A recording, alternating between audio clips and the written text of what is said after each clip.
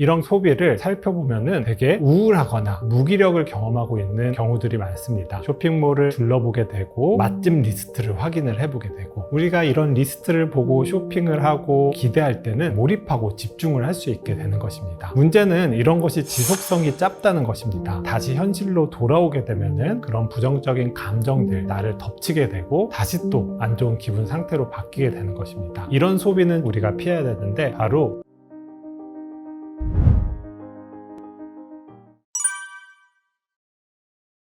삶을 사는 데는 소비가 필요합니다. 우리가 진짜 꼭 갖고 싶은 것을 위해서 소비하는 것은 큰 문제가 없다고 볼 수 있습니다. 하지만 이런 소비는 우리가 피해야 되는데, 바로 자신의 기분 전환을 위한 소비입니다. 우리가 피곤하다든지 기분이 울적하다든지 뭔가 스트레스를 받는다든지 하면은 기분 전환을 위해서 나도 모르게 소비를 하는 경우들이 있습니다. 쇼핑몰을 둘러보게 되고 맛집 리스트를 확인을 해보게 되고, 이런 것들을 하는 동안 우리가 사실 기분 전환 실제로 됩니다. 그런데 문제는 이런 행위들은 잠시 그 기분을 잊게 만드는 것 뿐입니다. 이때 우리 뇌에는 도파민이라는 신경전달 물질이 관여를 하게 되는데요. 우리가 뭔가 갖고 싶은 리스트를 본다든지 맛집 리스트를 볼 때 우리는 기대감이 생기게 됩니다. 도파민은 앞서 일부에서 말씀드린 것처럼 어떤 보상을 얻을 때 받는 물질이라기보다는 어떤 것을 기대할 때 나오는 물질입니다. 그리고 이 도파민은 우리의 각성도를 높이고 집중력을 높이고 그리고 활력을 있게 만들어줍니다. 이런 도파민의 작용들 때문에 우리가 이런 리스트를 보고 쇼핑을 하고 기대할 때는 기분이 전환이 되는 것입니다. 피곤했었던 것에서 벗어나 활력이 생기게 되고 흐리멍텅한 상태에서 벗어나서 몰입하고 집중을 할 수 있게 되는 것입니다. 문제는 이런 것이 지속성이 짧다는 것입니다. 그런 거를 볼 때는 잠시 우리가 기분 전환이 되지만, 이런 기분을 부정적으로 만든 원인들은 해결되지 않은 상태로 계속 남아있기 때문입니다. 실제로 우리가 다시 현실로 돌아오게 되면은 그런 부정적인 감정들, 나를 덮치게 되고 잠시 기분 전환되었었던 데에서 다시 또 안 좋은 기분 상태로 바뀌게 되는 것입니다. 어떻게 보면은 이런 기분 전환용 소비는 굉장히 일시적이고 우리의 문제들을 해결하지 못하고 그대로 놔두게 되고 오히려 이걸 골마지게 하는, 어떻게 보면 소비라고 할 수가 있습니다. 때문에 제가 말씀드리고 싶은 것은, 소비 중에 이런 기분 전환용으로 하는 소비는 피하시는 것을 권해드리고 싶습니다. 사실 때로는 맛있는 거 먹으면서 기분 전환도 필요하죠. 문제는 어떤 분들의 경우에는 이런 소비를 계속 반복해서 한다는 것입니다. 그런데 이런 분들의 마음속을 살펴보면은 되게 우울하거나 무기력을 경험하고 있는 경우들이 많습니다. 우울과 무기력의 특징 중에 하나가 사실 도파민 시스템의 기능 저하입니다. 도파민 시스템이 저하가 돼서 내가 해야 할 일 앞에서 집중이 되지 않고 의욕이 나지 않고 활력이 나지 않는 것이 우울 불안 상태인데, 이런 상태에서 우리가 어떤 소비를 한다든지 소비할 거를 찾아본다든지 할 때 도파민이 어떻게 보면 분비가 되고 각성도가 올라가고 집중력이 올라가고 활력이 좋아지는 경험을 하게 됩니다. 이런 경험을 하게 되면은 마치 이런 방법이 우울과 무기력을 해결할 수 있는 방법이라고 오해를 할 수가 있습니다. 문제는 이런 것들이 일시적이기 때문에 그걸 반복하게 된다는 것입니다. 그리고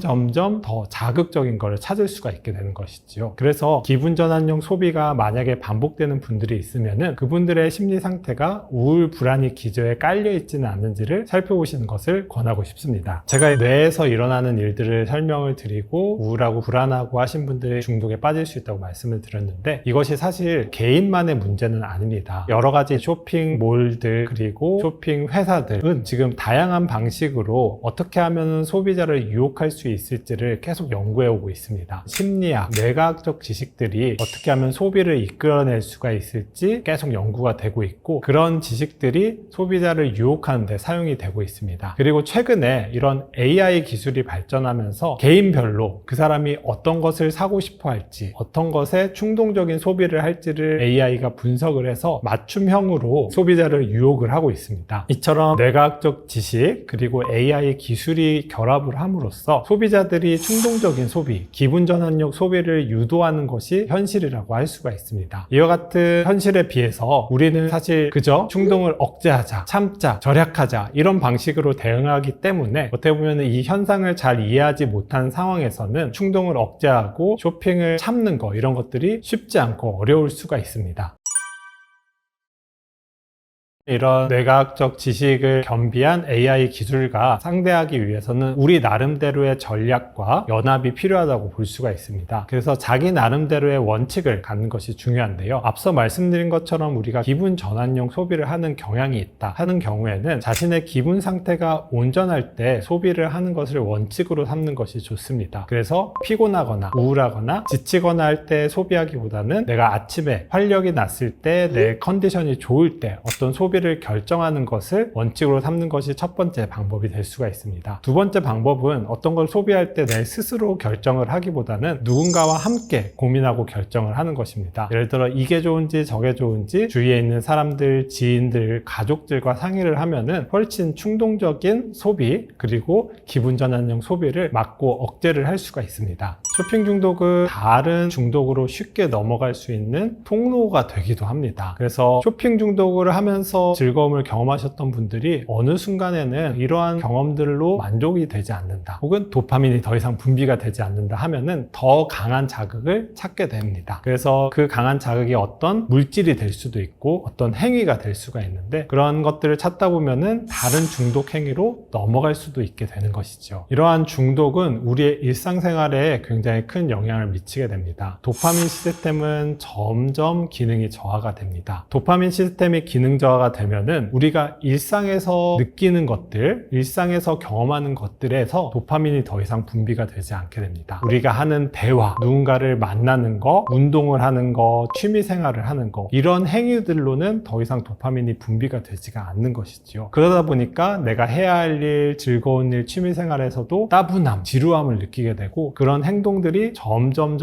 줄어들게 됩니다. 문제는 이런 행동들 같은 경우에는 우리 마음을 안정시키고 편안하게 만들고 우울, 불안을 해소하게 만드는 데 비해서 중독 행위들은 일시적으로 즐거움과 기력을 높이고 몰입을 유발을 하지만 결과적으로 우울, 불안을 더 악화시킨다는 것입니다. 이렇기 때문에 중독 행위에 더 우리가 몰입하면 몰입할수록 점점 더 그분의 삶은 피폐해지고 힘들어지게 되고 우울하고 불안하고 무기력해지게 됩니다. 우리가 어떤 물건을 사려고 할 때는 뇌의 다양한 부위들이 작용을 하게 됩니다. 첫 번째 뇌부위는 측좌핵이라는 뇌부위인데요. 이 뇌부위는 우리가 뭔가 기대하는 것이 있으면은 그것을 가질 때 참 좋겠다 기대되는 마음이 긍정적인 반응을 일으켜서 물건을 사게 만들게 되는 것입니다. 두 번째 부위는 섬엽이라는 부위입니다. 섬엽은 사실 이제 고통을 느끼는 뇌부위인데요. 어떤 물건의 가격을 보면은 이 가격이 비싸다 그러면 우리는 고통을 느끼게 됩니다. 그래서 이 가격을 보고 어떤 고통을 인지하게 되어서 이 측좌핵과 섬엽 사이에서 중간에 싸움이 있게 되죠. 갖고 싶은 마음과 이걸 내가 가졌을 때 고통받는 것 사이에서 충돌이 있게 되는 것입니다. 이때 중재자 역할을 하는 것이 전전두 피질이라는 부위입니다. 이 전전두 피질은 이런 물건의 실질적인 가치를 계산을 하고 이런 물건을 샀을 때 잃어버리는 것들의 가치를 비교를 하면서 과연 사는 게 좋은지 아니면은 이번에는 사지 않고 참는 게 좋은지를 결정을 하게 됩니다. 이와 같은 뇌의 세 가지 영역들이 서로 경쟁도 하고 조화를 이루면서 물건을 살지 말지를 결정을 하게 됩니다. 어떤 물건을 산 다음에는 도파민 시스템이 또 영향을 받게 되는데요. 예를 들어서 우리가 어떤 음식을 주문했다고 했을 때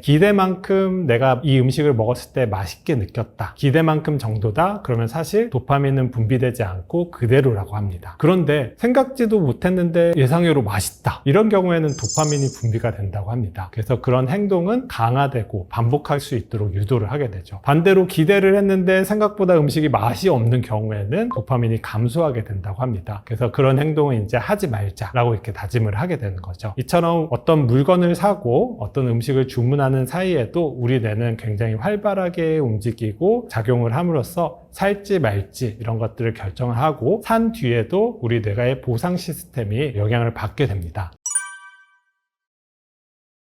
긍정적인 소비를 위해서 권해드리고 싶은 것은 자신의 성장에 도움이 되는 소비를 하라는 것을 권해드리고 싶습니다. 저 같은 경우에는 사실 다른 곳에는 돈을 아낄지언정 책을 사는 데는 돈을 아끼지 않습니다. 책을 사서 그 책을 읽다 보면은 즐거움을 경험하기도 하지만 그 책을 한 권 다 읽고 나면은 이전의 나와 비교했을 때 조금 더 성장한 나 자신을 경험할 수가 있기 때문입니다. 이처럼 나를 성장시키는 행동, 행위들을 위해서 소비를 하는 것은 자신을 성장시키는 성장시키고 발전시키기 때문에 우리가 더 적극적으로 해야 된다고 할 수가 있습니다. 그래서 우리가 어떤 소비를 하기 전에 이 소비가 기분 전환용 소비인지 혹은 나의 삶의 발전과 성장에 도움이 되는지를 잘 구분한다고 하면은 소비는 꼭 나쁜 것이 아니라 우리의 삶에 활력을 가져다주고 삶을 더 풍요롭게 만드는 좋은 방법이 될 수 있다고 말씀드리고 싶습니다. 하버드 대학교에서 사람이 어떠한 행동을 할 때 얼마나 행복하는지를 조사를 했다고 합니다. 가장 행복한 행위부터 가장 불행한 행위까지 이렇게 쭉 리스트를 했는데요. 그 중에 1등에서 5등까지를 조금 소개를 드리고자 합니다. 행동을 할 때 가장 행복한 순간 1위는 사랑을 나눌 때라고 합니다. 그리고 2위는 운동할 때, 3위는 대화할 때, 4위는 놀 때, 5위는 음악을 들을 때라고 합니다. 저도 사실 이런 행동들을 할 때